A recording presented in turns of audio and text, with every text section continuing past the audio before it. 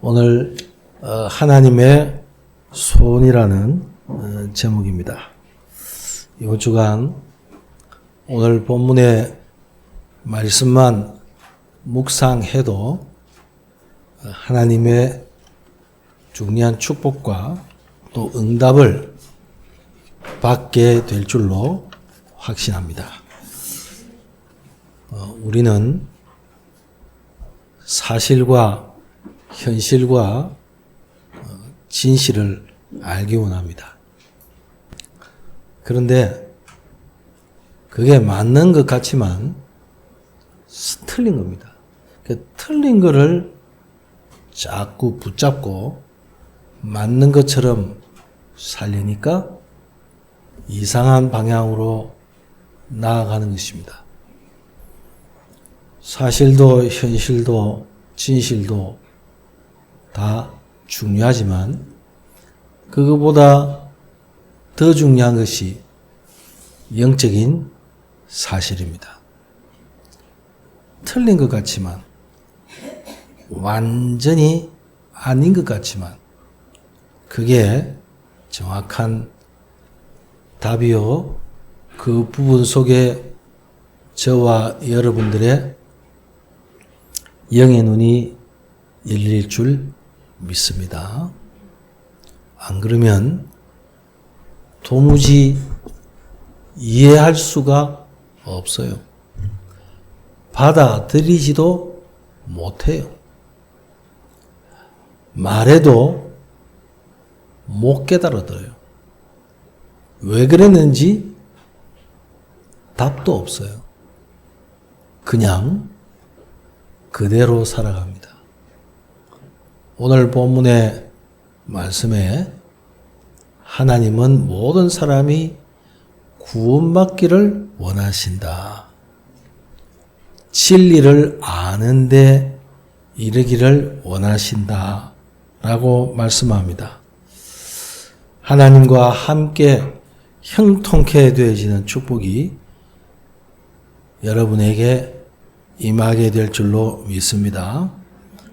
하나님의 소원은 모든 사람이 구원을 받는 것입니다. 구원은 영생을 얻는 것입니다. 또 살아나는 것을 말합니다. 창세기 1장 26절에서 28절까지의 이 능력이 회복되는 것입니다. 그래서 하나님은 우리에게 성경을 주셨습니다. 주는 그리스도시요 살아계신 하나님의 아들이십니다. 라고 고백했던 베드로의 고백이 여러분의 고백이요. 이 고백하는 자는 엄청난 그 축복을 누릴 줄로 믿습니다. 하나님의 소원을 알고 있는 사람은 날마다 성전에 있든지 집에 있든지 예수가 그리스도 되심을 가르치고 전했다고 말씀하고 있습니다. 하나님이 무엇을 원하시는지 알기 때문에 거기에 방향을 맞추어 나가는 것입니다. 정말 응답이 분명히 나에게 있음이 확인되어지면 내 주장과 때로는 고집과 내 생각이 필요 없습니다. 하나님의 소원에 맞춰 나간다면 아까 조금 전에 말씀드렸던 것처럼 내 생각과 주장과 고집과 방법이 필요 없을 정도로 하나님이 역사하실 줄 믿습니다. 그 응답 속에 여러분들이 있다는 사실이에요. 그런데 자꾸 착각해요. 속아요. 없는 것처럼. 아닌 것처럼. 뭘 보고요? 현실을 보니까. 나를 보니까. 그 속에 뭔가를 찾으려고 막 해보니까 이게 아닌 것 같거든. 여기에 우리가 중요한 부분들을 놓치는 것입니다. 오직 예수 그리스도를 증거하는 것만이 사람을 살리는 유일한 길입니다. 그 외에는 순간적입니다. 또 잠시, 또 나중에는 있다가 없어지는 겁니다. 그럼 우리는 뭘 붙잡아야 되겠습니까? 어디에 있어야 되겠습니까? 영원한 거 붙잡아야지. 우리는 사람의 위로받기 원합니다. 또 인정도 받기 원합니다.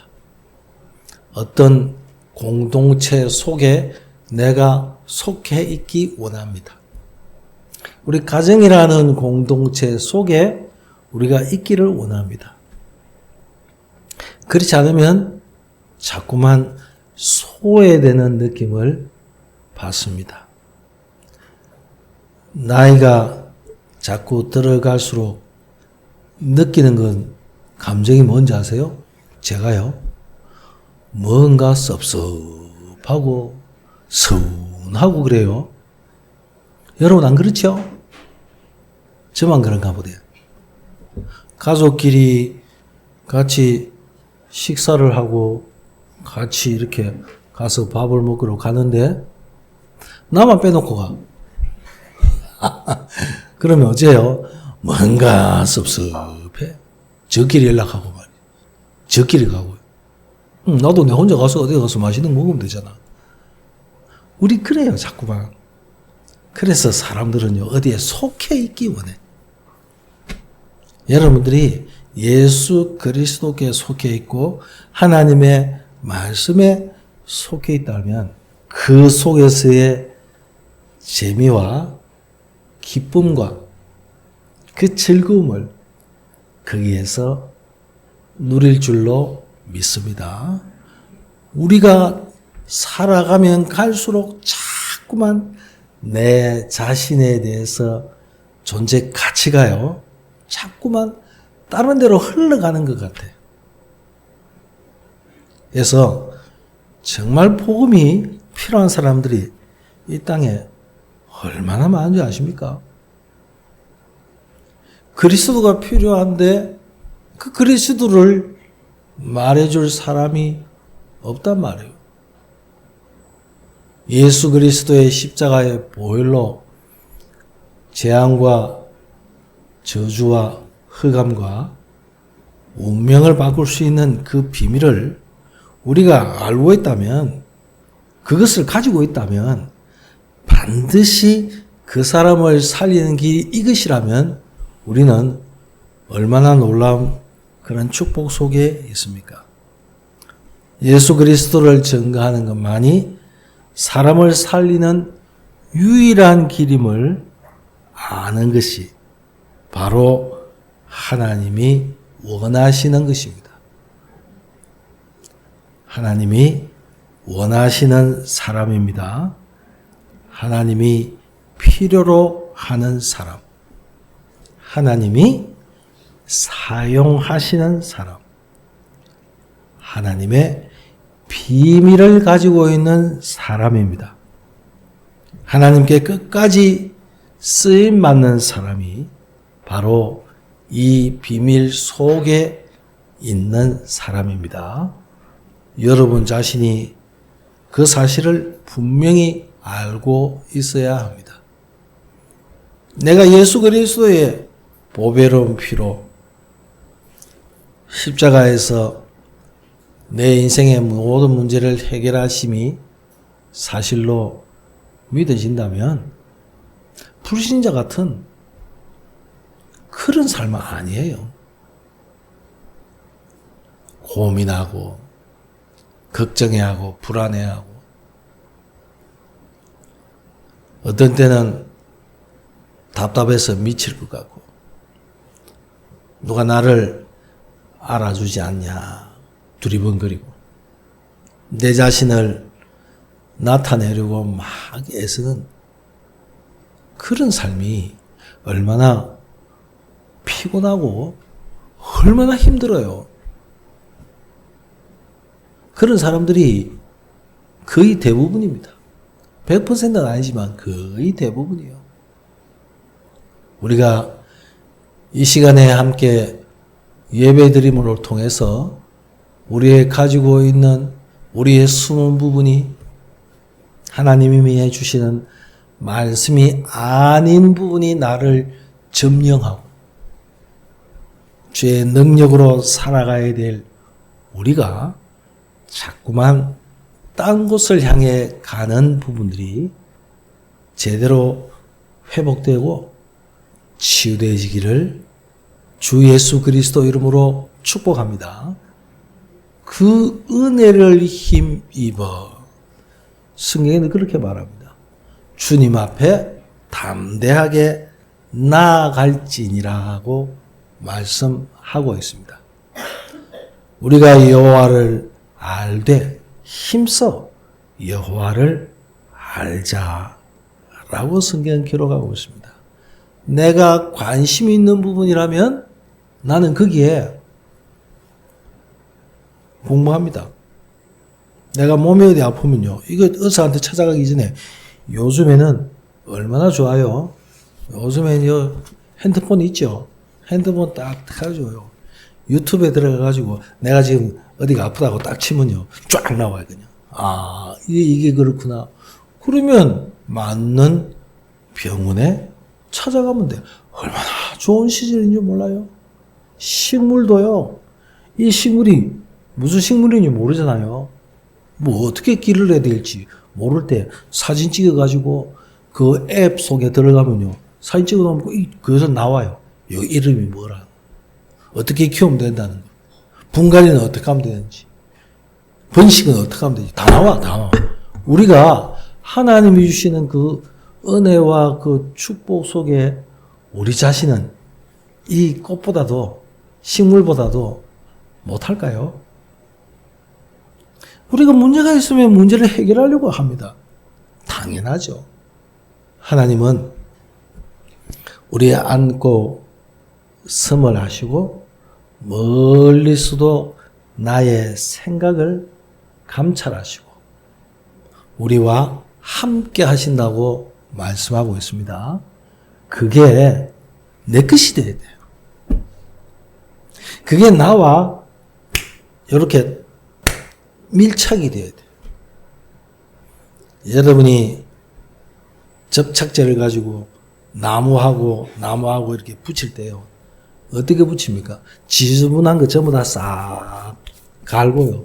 다 없애고 그렇게 딱 요를 붙이지 않습니까?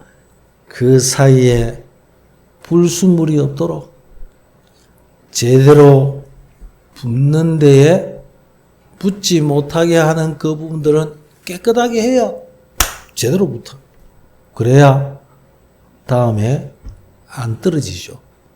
하나님의 말씀이 늘 나에게 음성으로 들려주시고 환경과 사건과 문제와 일을 통해서 사람을 통해서 들려주실 때에 더욱더 하나님과 더 밀착하고 하나가 되는 이런 축복을 분명히 확인하고 누려야 될 줄로 믿습니다.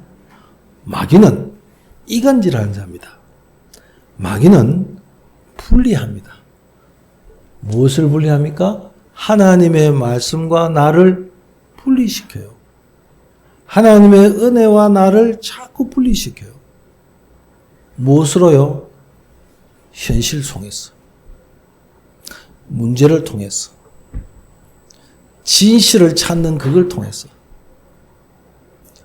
우리가 하나님이 주시는 그 은혜 속에 있다 그러면 그 소원이 무엇인가를 안다면 첫 번째, 나는 과연 누구입니까?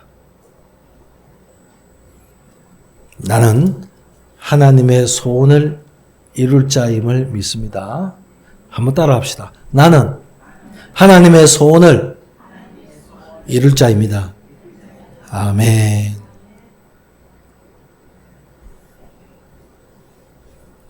사도행전 13장 22절에 보면 이새의 아들 다윗을 보니 내 마음에 합한 사람이라 그 성경에 말씀하고 있어요. 구약 성경에 사무엘상 쭉 나오는 가운데서 다윗에 대한 이야기가 쭉 많이 나오잖아요. 근데 신약 성경에는 뭐라고 한마디로 딱 다윗에 대해서 말씀하고 있습니까? 내 마음에 합한 사람이라. 하나님의 소원을 이룰 사람이라. 그렇게 말씀하고 있어요. 내 뜻을 다 이루리라고 말씀하고 있습니다. 하나님의 마음에 맞는 사람이 누굽니까? 마태복음 6장 33절에 보면 너희는 먼저 그 나라와 그 의를 구하라. 하나님의 뜻을 구하라. 고 말씀하고 있습니다. 이 일과 문제와 삶을 통해 하나님의 소원이 뭐냐? 하나님의 숨겨진 그 뜻이 무엇인가? 한번 질문해 보시기 바랍니다. 그 질문 자체가 응답입니다. 그것을 깨닫는 자체가 축복입니다. 그렇지 않으면 그냥 막 지나갑니다. 막 지나가요. 지금은 KTX가 대구에서 서울까지 가면 2시간 채 안 걸립니다. 옛날에 제일 느린 기차가 뭐였죠? 비둘기. 역마다 다 써 그냥. 조금 가다가 쓰고 조금 가다가 쓰고 또 어떤 때는 한참 걸리고. 그런데 비둘기호를 타면 주변에 구경할 게 많아. KTX 하면 그냥 싹 지나가 버려 그냥.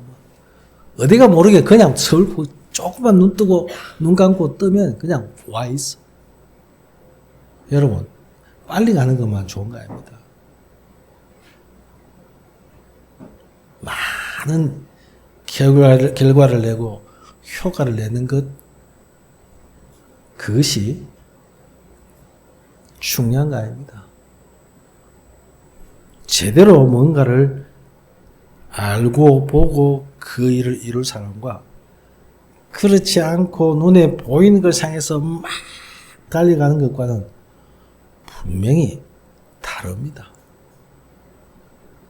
배를 오래 탄 사람은 바다에 바람만이 아니라 그 밑에 있는 그 해류 있잖아요.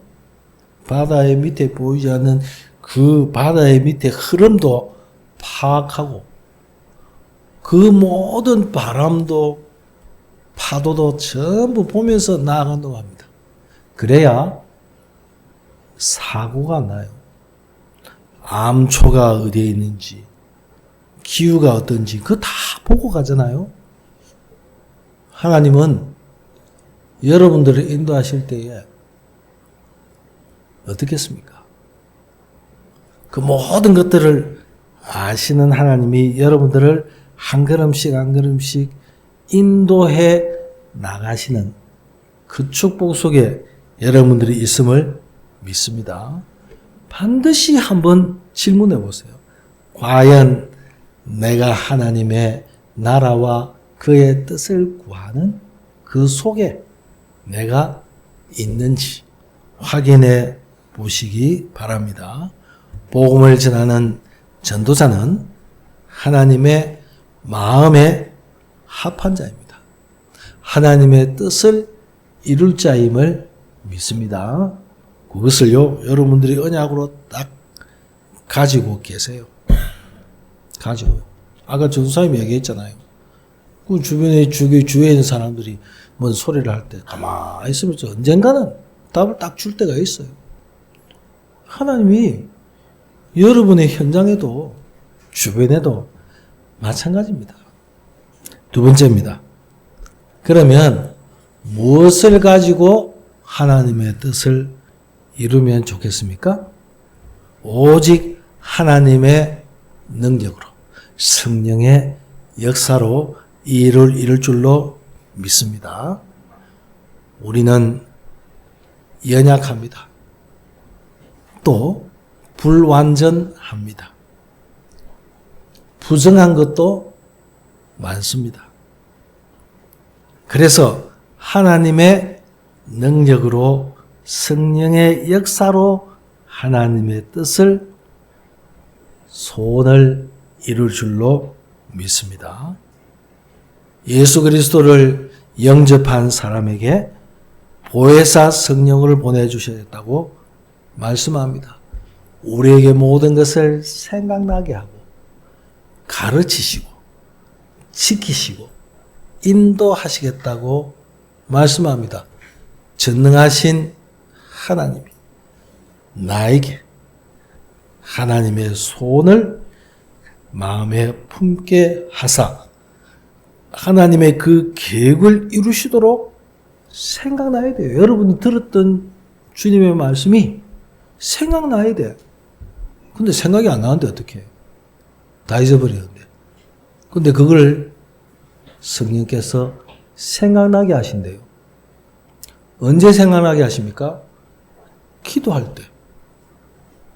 말씀 녹취를 볼 때. 여러분들이 영상을 볼 때. 전체적인 그 흐름 속에 내가 있음을 알 때, 이제 그렇구나라고 알게 됩니다. 여러분 누군가가 배우고 싶다면 그 사람 밑에 가서 나 배우고 싶습니다라고 말하잖아요. 알고 싶습니다라고 말하잖아요. 그래서 학교에 공부하러 가는 거 아닙니까? 교수님에게 가서 티칭 받는 거 아닙니까? 사람들에게 도움을 받고 사람들에게 이제 상담도 하는 이유가 그거 아닙니까?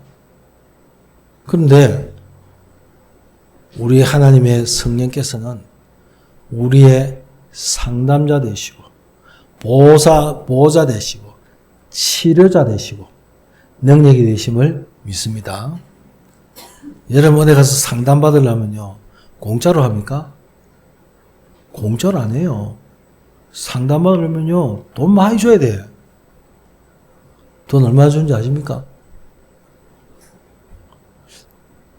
상담에 따라 질이 다르겠지만 우리 하나님께서는 우리를 상담하시는데요. 뭐라고 말합니까? 값 없이 돈 없이 와서 물을 마셔라고 말합니다. 우리가 서로 한번 변론해보자. 상담해보자. 너희 죄가 진홍 같을지라도 너희 죄가 아무리 붉더라도 내가 너희를 깨끗게 하실 것이요 눈과 같이 희게 할 것이다 라고 말씀하고 있어요. 그럼 그분한테 가면 돼요. 여러분 대학에서 상담 공부하고 복지 공부한 사람들한테 가서 그 가려면요 돈 1, 20만 갖고 안 됩니다. 가서요 뭘 하는지 압니까? 시클 들어주고 네가 답 찾았다. 시클 속에 있는 거 다 이야기하면요 그렇네요. 그런 도움만 삭줘요. 우리 하나님은요 성령께서 우리의 깊은 것까지도 아시고요. 너 그 깊은 데 있지 마. 꺼내. 네 가지고 있는 고민 네가 해결 못해. 가지고 와. 내 가정과 가문의 지역에 이 민족에게 있는 어둠의 깊은 그 세력을 감당할 수가 없으니 요새를 만들어 놓고 집을 지어서 어두움이 완전히 캄캄함이 만민을 가리울 때에 뭐라고 말씀합니까? 일어나 빛을 발해라. 빛으로 나오라고 그래 말씀하시죠. 오늘 이 비밀을 우리는 반드시 회복하고 누려야 될 줄로 믿습니다. 언약이 성취되는 그 현장 속에 저와 여러분이 그리스도의 제자로, 증인으로 쓰임 받는 것입니다. 여기에 여러분들이 여기 연세 되신 분들은요, 60 넘고 70 넘으신 분들은 내 인생을 한번 생각해 보아야 합니다. 복음을 받지 못했던 과거. 참 후회스럽지요. 그러나 나의 과거가 후회스러운 인생이 아니라 그런 과거 속에 있는 사람을 살릴 증거거리고 여기에 증인된 줄로 믿습니다. 지금 전도자로 살아가는 것이 너무 감사한 거 아닙니까? 여러분들이 그 속에 있다는 사실을 자꾸 착각해서가 문제지. 나의 미래는 그래서 기대가 되는 것입니다. 내 인생이 하나님의 은혜 속에 있음이 얼마나 감사합니까? 이제 여러분이 하고 있는 그 산업과 학업을 한번 생각해 보세요. 무엇을 위한 것입니까? 여러분의 중심이 하나님의 소원을 이루는 그런 사람이 되기를 바랍니다. 전도와 선교를 위한 기업, 산업, 그 직업을 위해서 준비하는 것입니다. 결국 그것이 세계복음화와 연결이 되고 하나님의 영광이 드러납니다. 하나님의 영광 받으시는 사업과 학업과 그 직업이 최고의 그 축복의 날이 임하는 날이 되기를 주님의 이름으로 축복합니다. 말씀 맺겠습니다. 우리 교회는 어떤 교회입니까? 한번 생각해 보세요. 소중한 사람들이 모인 우리 세계로 교회입니다. 맞습니까? 저는 그렇게 믿고 있습니다. 숫자가 문제가 아니에요. 내 형편이 어떻다, 그것도 아니에요. 나의 조건이, 환경이 이렇다, 그것도 아닙니다. 도대체 무엇 때문에 하나님이 우리 세계로 교회의 성도로, 목사로, 사모로, 중직자로, 권사로, 성도로, 렘넌트로 하나님이 부르셨단 말이에요. 그렇지 않다면 우리의 삶의 이 근거가요, 다 무너져 버려요. 우리의 삶의 근거가 가정입니까? 그럼 가정 다 무너지면 여러분 다 무너질래요? 삶의 근거가 산업입니까? 그 산업이 실패하고 망하면 여러분도 망할랍니까? 학업입니까? 성공입니까? 잘 되면 모르겠는데 안 되어지면 다 무너지면 여러분도 무너질 거예요? 그건 아니거든. 그러면 어디에다 근거를 둬야 되겠어요? 말씀 위에 세워진 교회에 근거를 두세요. 진리의 기둥과 터인 교회에 근거를 다 두십시오. 이게 여러분들을 얼마나 강하게 붙들고 여러분들을 얼마나 새롭게 하고 날마다 은혜 속에 그 하는지를 여기에서 찾아내세요. 조금 전에 말씀드렸듯이 환경, 조건, 누가 모였냐, 어떤 사람이냐, 그거보다 더 중요한 겁니다. 하나님이 어두운 데서 우리를 불러내셨습니다. 그걸 보고 교회라고 합니다. 흑암에서 우리를 빛으로 인도하셨습니다. 사망에서 생명으로 우리를 건지셨습니다. 아무 힘이 없는 무능한 나를 주의 능력으로 붙들어 주셨다고 말씀합니다. 하고 있습니다. 복음 위에서 세워진 우리 교회, 복음 때문에 세워진 교회, 복음을 위한 교회인 줄로 저는 믿습니다. 우리 교회는 미래를 준비하는 교회입니다. 렘넌트를 위한 교회입니다.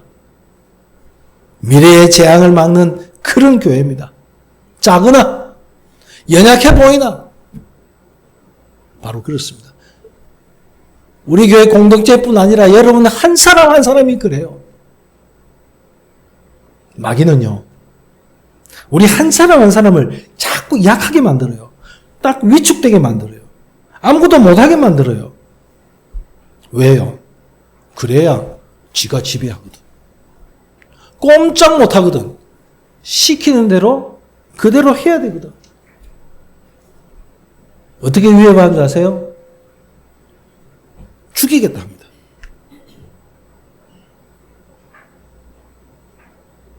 네가 복음 안에 있는 하나님의 축복을 버린다면 내가 모든 것 다 주겠다. 바로 마태복음 4장에 예수님을 시험했던 마귀가 그러잖아요. 여러분 여기 있는 렘넌트들이 성공해야 되고 능력 있는 곳에서 하나님이 주신 축복 누려야 되고 돈도 많이 벌어야 됩니다. 그래서 뭐 하자 말입니까? 세계복음 하자 말이에요. 마귀는요, 이걸 가지고요, 딱 약점을 노려가지고 네가 그것만 안 하면 모든 걸 주겠다.